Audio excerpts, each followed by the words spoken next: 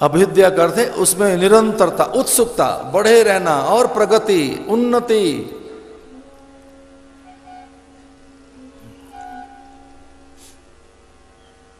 इसलिए अपनी स्पर्धा खुद से रखो कभी कभी।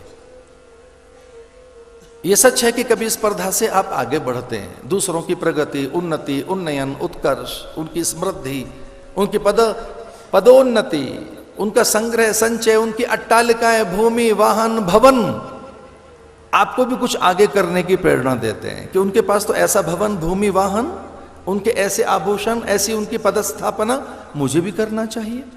तो कभी हम अपनों से रीस करते हैं, अपनों से रीस करते हैं, अपनों से रीस मत करो, आगे बढ़ो। उसमें कहीं ऐसा ना हो कि हेयता आ जाए, निहीनता आ जाए। अपने से करो,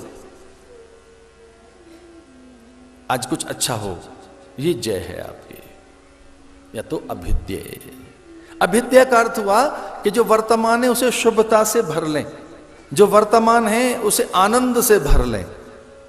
यह तो अभिद्या का अर्थ हुआ कि हमारे अच्छे विचार हमारे पास हों। और मुझे एक बहुत विनम्रता से बात कहनी है कि बड़ा आदमी बड़े विचार से बनता है, धन से नहीं बनता। जो बड़प्पन है वो विचार से आता है, चरित्र से आता है, अच्छी ऊंची सोच से आता है। जो बहुत बहुत ऊंचे उठे हैं वो दिव्य संकल्प से ही ऊंचे उठे हैं। तो यह तो अभिद्या का अर्थ ये भी हुआ कि आपके मन में शुभ संकल्प जगे रहें, उगते रहें, उपजते रहें, मुखर हों, प्रखर हों, वो चैतन्य हों, दुबके छुपे हुए न रहें। तो जो भीतर में शुभ संकल्प हैं उन्हें जगाते। एक आध बार बड़ी मजेदार घटना हो गई।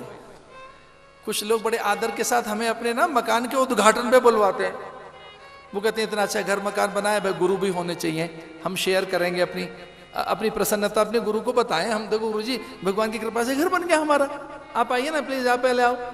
तो कई लोग, बहुत अच्छे लोग, अपने मकान के यानी प्रवेश के समय, गृह प्रवेश पे हमें बुला लेते हैं। तो वो क्या करेंगे, बढ़िया पहले जो ड्राइंग रूम है, लिविंग रूम है, उसे दिखा रहे हैं, ये देख लो ये ऐसा है वैसा है। तो अब वो सब पूरा हमको टूर कराते हैं घर का, ये देखिए। और कई बार मुझे ध्यान नहीं रहता, मैं उनके गोडाउन को खोलने लगता हूँ, ऐसे को रास्ता हुआ। तो मैं देखते देखते एक दिन मैंने एक ऐसे कमरा खोलने की कोशिश की, तो वो इसे मत देखो, इसे रहने दो। मैं क्यों ना देखें, ऐसे पड़ा है, अभी सामान है, बाद में देखना है। ऐसा हम वो नहीं दिखाना चाहते जो व्यवस्थित नहीं है, हम उसे नहीं दिखाना चाहते। मैंने कहा ना ये भी है, सब काम में आ जाए, ऐसे मत देखिए। अभी थोड़ी सी हिम्मत करके एक बात सुनना, अपने मन का वो हिस्सा पहला दिखाओ, अपने संत गुरुओं को, माता पिता को और भगवान को, जो किसी को नहीं दिखाना चाहते। वो डार्कर साइड पहले दिखाइए, वो अंधेरे का हिस्सा पहले दिखाओ, और उसी को प्रायश्चित कहते हैं। हम अपनी चीजों को छुपाकर रखते हैं, उन्हें हम करेक्ट नहीं करना चाहते। करेक्शन कीजिए, कुछ गलती होगी करेक्ट कीजिए, और अभी नहीं कर पाए तो कल नहीं होगी, फिर कभी नहीं होगी। करेक्ट कीजिए, अभी करेक्ट कीजिए, कल कर लेना, आराम से कर लेना, पर अभी कर लोगे तो हो जाएगी। कोई चीज ऐसी छुपा के रख रहे हैं हम, वो भूल जो हो गई हमसे, जो अपराध हो गया मानसिक दुर्बलता में, तो वो पता है कौन से पल थे? अनियंत्रित काम के पल थे, जब काम नियंत्रित नहीं हो सका। अनियंत्रित क्रोध के पल थे, जब अपने क्रोध को नहीं हम संभाल सके।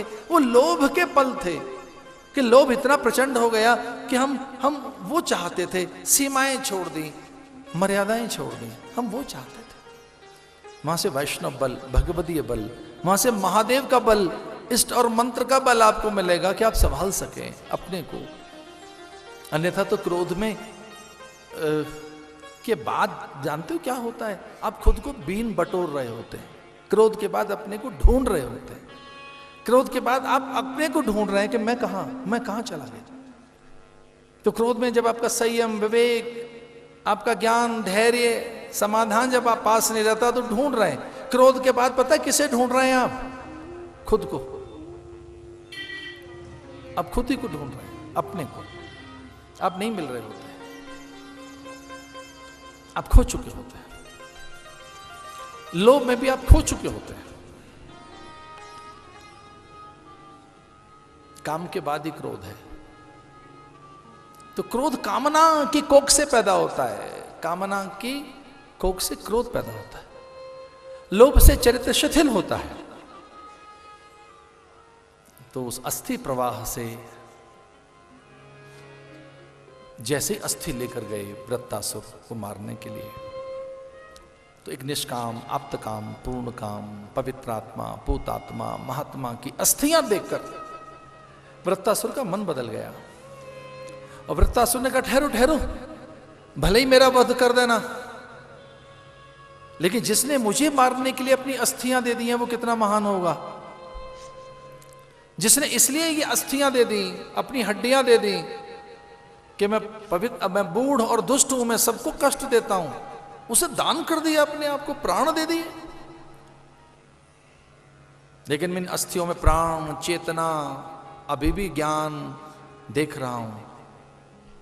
और एक बात याद रखना, शरीर में से प्राण निकल गए तो आदमी मर गया है ना, प्राणी गए, मरा नहीं है, यात्रा पे निकला है।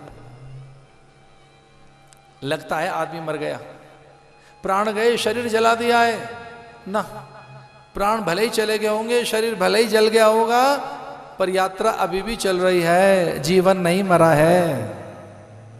तो जीवन वहां था अस्थियों में।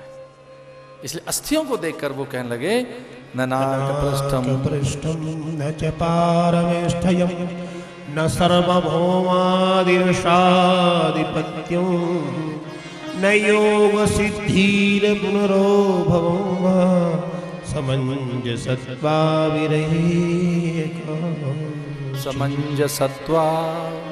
विरह्यकांक्षे।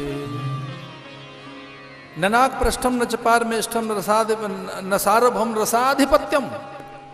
मुझे रसातल पाताल के भी सुख नहीं चाहिए, न स्वर्ग के सुख चाहिए, मुझे तो वैसी एक पीस चाहिए, प्रसन्नता और शांति चाहिए। और ये सच भी है, पदार्थ प्रसन्नता कारक नहीं है। प्रसन्नता पदार्थ सापेक्ष नहीं है। हैप्पीनेस चीजों से नहीं आएगी। जॉय फुल, हाँ कुछ देर के लिए गुदगुदी से पैदा कर देती हैं, थोड़ी देर के लिए, लेकिन हैप्पीनेस कहीं और से आएगी।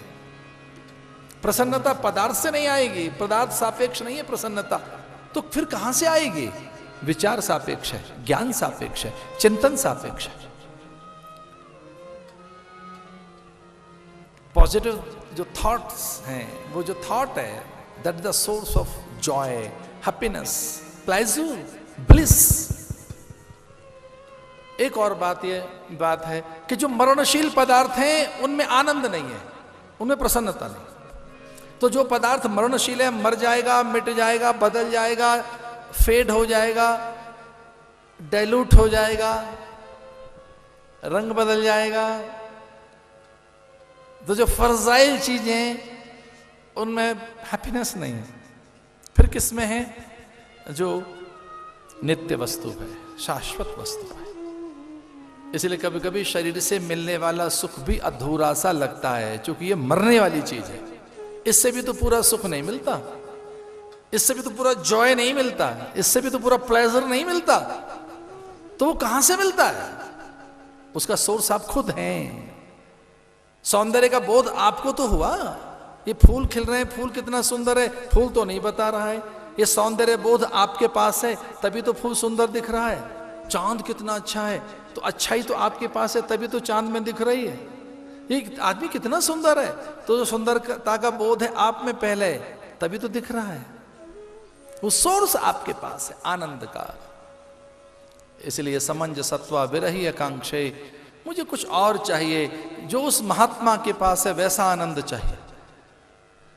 ऐसी ये षष्ठम स्कंद की कथा आपने सुनी।